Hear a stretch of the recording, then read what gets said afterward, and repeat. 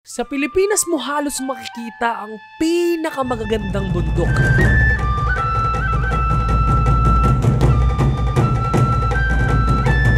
Pero alam naman natin na hindi lahat ay nagkakaroon ng tsansa na makita ang ganda nito. Right? Kaya nandito ako. I will be starting a series called Surviving Philippines Famous Mountains. Para ikaw na nasa bahay lang, somehow, through this video ay ma-experience mo ang pag-akyat sa mga magagandang bundok. At malay mo, sa panonood mo nito ay ma-motivate ka din na umakyat mismo sa tunay na buhay. At ang unang pupuntahan natin ay Nasugbo, Batangas! Dahil dito sa Nasugbo, matatagpuan ang tinatawag nilang Mount Batulao. Kasama to sa top 10 best Luzon mountains to visit sa TripAdvisor at top 2 siya sa listahan. 2 hours and 33 minutes ang biyahe mula sa city kung saan ako nakatira. At nandito na nga agad tayo sa jump off area. Grabe yung mga pinagsukan namin dito bago kami makarating dito guys, para kami pumasok sa liblib na lugar. And because this is our first episode for this series, gusto ko na kada aakyat tayo ay parang laro na meron tayong ma-unlock. So without further ado, i-unlock na natin ang first 2 characters. Hello, this is Chris and Jai. Let's go! Let's go guys! Napa-anyayahan tayo ni Chris and ni Jai. Si Chris and Jai ay isang couple content creators. Nakilala ko sila dahil napanood ko yung mga vlogs nila about making a mini house, and mostly sa mga vlogs din nila ay mga adventures, kaya swak na sila ang ating unang kasama sa first episode ng series na to. At ngayon tatawagin ko na ang isa pa nating i-unlock na character, si Jong! Uy! Ako yun! Nasa video ako ni Adam! Si Jong ay isang direktor, filmmaker, drone pilot at marami pang iba. Pero dinidescribe niya ang sarili niya bilang isang maligalig na videographer. Yan! Okay, syempre, dahil na tayo, 1, 2, 3, 4, makukompleto na ang Bautes 5. Kasama na rin natin ngayon si... Hi, I'm Ironheart. Yeah! At si Ironheart naman ay isang content creator din na kilala sa pagpapakilig ng mga tao. What's your name again? Junho. It's so hard to remember. How about baby? Ayos, diba? Eto na, tara pare. Tara na. Akyat na tayo. Sige, tara. Pero bago kami umakyat, ano nga ba ang pinaka-goal ng video na to? By the end of this video ay kailangan natin siyang maiskoran. And to do this ay meron tayong criteria. The mountain score sheet. Number 1, the scenery and views. How breathtaking are the sights? Kumbaga, worth the climb ba yung mga tanawin? Number 2, the trail experience. Challenging pero rewarding ba? Beautiful struggle ba o puro hirap lang? And number 3, the overall journey. The vibe, the people, and syempre yung mga makakasama nating guide. Was the climb memorable beyond just the trail? Lahat ng tatlong to ay i-score natin from 1 to 10 para makita kung ano ba ang total score ng bundok na aakyatin natin.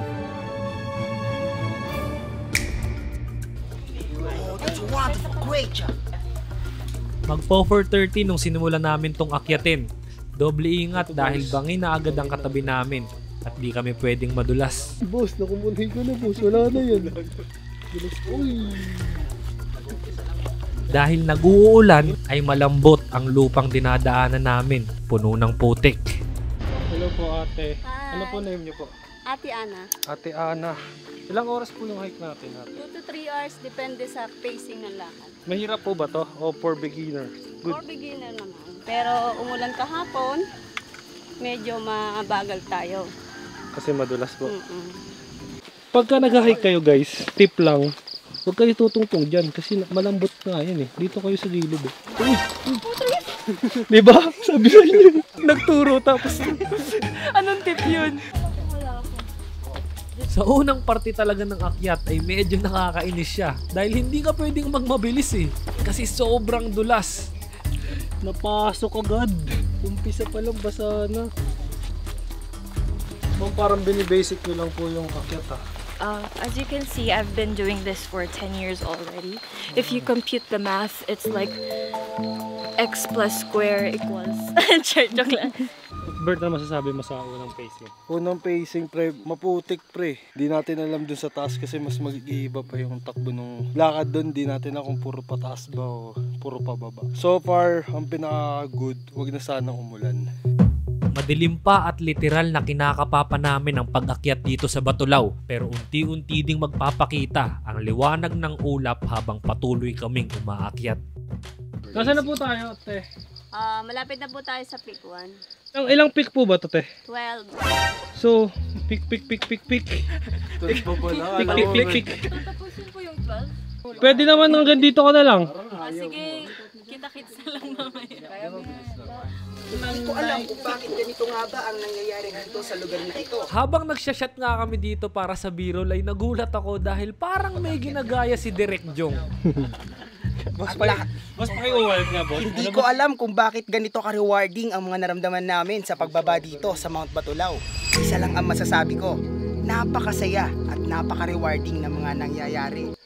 Kaya, for sure, ay babalik-balikan. Ganun eh. Yo, maputo lang kita sa panonood. Alam mo ba na sa susunod na hike, yung maisasama namin ay isa sa mga magko-comment sa ating social media accounts. Kaya kung gusto mo makasama, mag-comment ka lang kung saan dyan at i-comment mo kung bakit ikaw ang dapat makasama sa next hike namin. guys, wala pa tayo sa peak 1 niya. Pero ito na, man. Tignan nyo to. Grabe oh guys oh. Sheesh! Hi!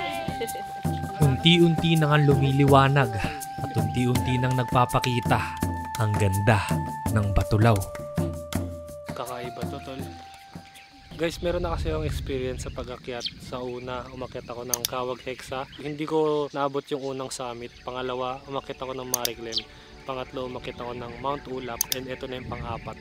And masasabi ko na ito yung para sa akin. Ito yung pinaka pang beginner talaga. Kasi, grabe, tignan mo pre. Nasa, parang wala pa tayo sa peak 1. Kitang-kita mo na ang ganda ng Mount Batulaw.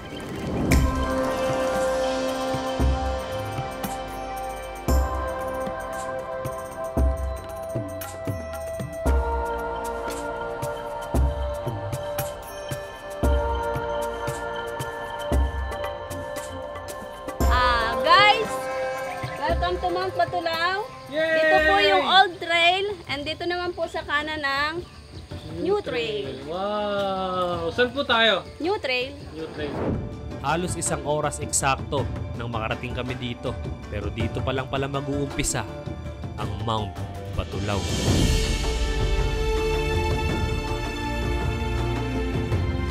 Guys, welcome to Peak 1. Peak 1! Peak 1! Peak 1! Guys, meron nga pala akong gustong ipakilala sa inyo.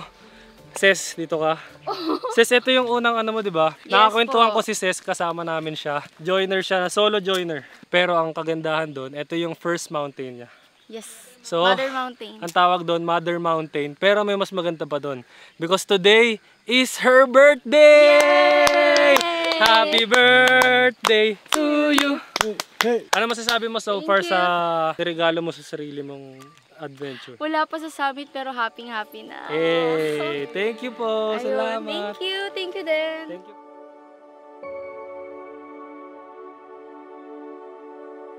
Ang Mount Batulaw ay considered na minor hike at meron itong 811 meters above sea level. Hello po, ate. Saan po ang ano natin? Next na peak po natin. Peak 3 po. Peak 3 na? Nasaan yung peak 2? Nandun po sa kanan niya. Ah, sa kanina. Opo. Lagpas na pala tayo sa peak 2. Opo, nagpicture pa kayo eh. Nauna ko Hindi namin nakita. Saan po yung peak 3? Ayun po. Ayan na yung peak 3. Ang kagandahan sa Batulaw ay magkakalapit lang yung peak. Oo, marami siya pero sunod-sunod lang. And I can say na good talaga to for beginner. Kasi mafe-feel mo agad na ang dami mo ng accomplishments kahit sa short span of time lang.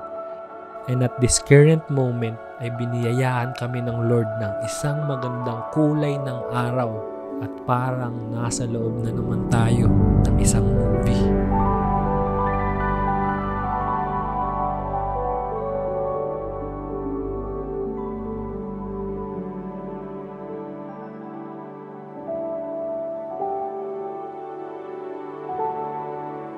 Going to Peak 3, guys. Ganito na yung itsura ng trail niya. Para siyang hagdanan lang. Hi guys! Welcome po, Peak 4. Yay! Palakpakan! Hoy boss, may saging ka boss ah. Protina boss, pengi ako boss. Grabe pre, sobrang ganda dito. Speechless ako man, sobrang ganda dito. Ito yung for beginner lang, pero parang sobrang pinaghirapan mo agad kung ano yung makikita mo. Guys! OTW na tayo sa Peak 5! Big 5, let's go! All goods pa ba kayo? All good, all good. Boss, parang nasa Peak 1 pa lang. Kargado to pare, hanggang Peak 85 to pre, ganito to eh. 5H lang yan boy. Hi guys! Welcome to Peak 5. Ate, ganun mo, isang wawawi. Ganun. Pare, wait lang. Parang, ayun lang yun ah. Naglakad lang tayo ng saglit ah. Nasa Peak 5 na agad tayo. Oo, yun oh. Peak 5, let's go. Guys, wait lang. Napapagod na si ate na magsabi ng peak. O, ikaw naman, Heart. Ako? Ikaw naman. Peak 6. Wow. Guys, we're at Peak 6!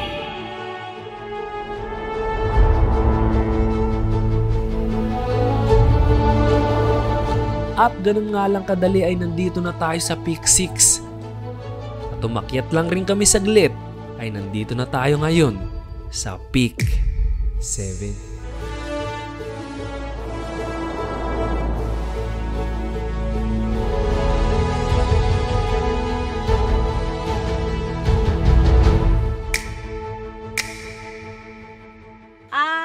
This Peak, Diana's Peak, Peak 8. Peak 8 na tayo! Ba't Diana's Peak? Kasi po, pinangalan po sa kanya yung nahulog sa 8. Nakaburol na po sa Pasig ang 27 taong gulang na babaeng nahulog sa isang bangin sa may Mount Batulao sa Batangas po ito. Miyerkules ang umakyat sa bundok si Diana Fajardo kasama ang 5 niyang kaibigan.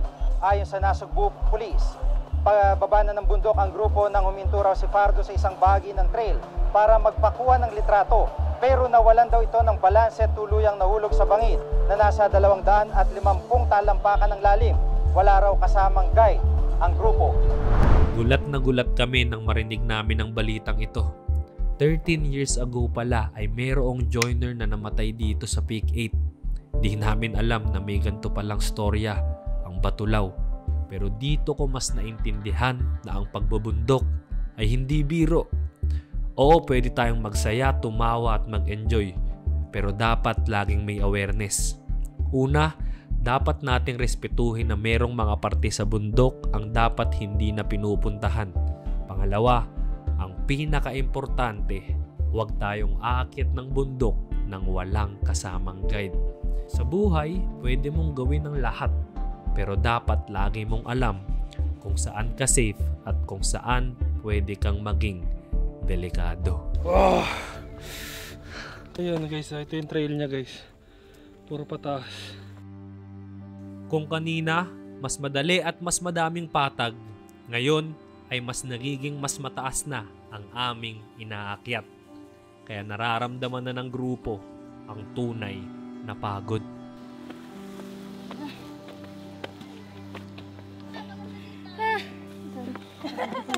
Thank you sa dahil nakasama namin. Oo naman, solid. Papasalamat din kami sa kay Kuya Adam. Sorry. Ako nagpapasalamat kasi pre, pinapanood ko kayo tol eh. Nagagandaan ako sa mga voice overs nyo, nagagandaan ako sa storya. Kinikilig din. Nagagandaan ako sa lalo kung paano na build up yung bahay. Mini house. Yung mini house. So, Thank you din Kuya Adam. God bless. Thank you so much Kuya Adam. Thank you so much. Papunta na kami sa 9th Peak! So, ibig sabihin, 9, 10, saan yung 12? Yung pinakamataas? Ayun. Guys, yung pinakamataas. So, konti na lang guys.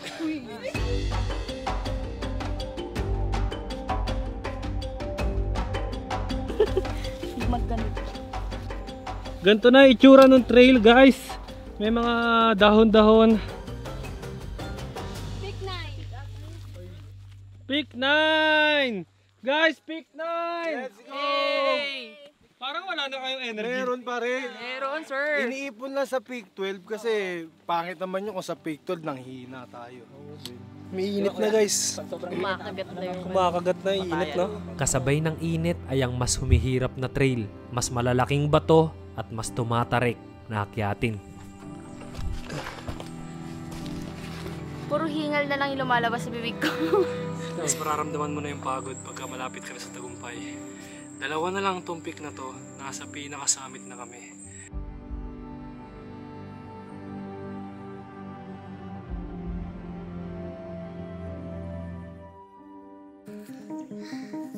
Grabe guys, oh. Pag nalaglag ka dyan, wala ka na. Peak 11 na tayo, pahirap ng pahirap. Pero alam mo yung madali? Yung pindutin mo yung subscribe button dahil as of the moment ay 2,059,000 plus na tayo. Halos 40k na lang para sa 2.1. Baka naman. At napapansin nyo ba yung mga malulupit na drone shot natin? Wala tayong ganyan kundi dahil kay Direct Jong. Imagine mo yung vlog na to na puro vlog style lang at hindi natin makikita yung ganda ng bundok. Di ba ang pangit? Kaya please, pwede ba nasa comment section as a thank you kay Direct Jong, spam the comment section of thank you Direct Jong. At syempre, last but not the least, gusto ko lang pasalamatan ng org na nag-organize ng event na to. Ang org kung saan ka magbubuk ng akyat mo, walang iba kundi ang Lakbay Gabay. Last peak! Last peak! Let's go! Finish strong guys, finish strong. Nandun tayo kanina tol, oh. Nandun lang tayo kanina tol.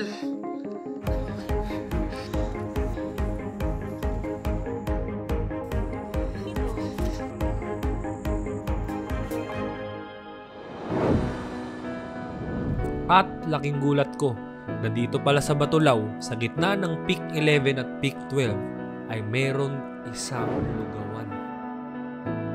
Isang bihirang lugar na makikita mo sa isang bundok na para bang bago ka umakyat sa pinakatuktok ay pwede ka munang magpahinga habang kumakain ng isang pagkain pangpalakas na gawa ng mga lokal dito. At tapos na nga kami kumain, palakpakan! Tapos na kami kumain, nalagyan na ng laman tiyan ng aming mga tiyan. At ngayon, ready na ba kayo pumanek sa summit? At ito na nga, makalipas ang 4 na oras na pag-akyat ay nandito na tayong lahat sa tuktok ng Mount Batulaw.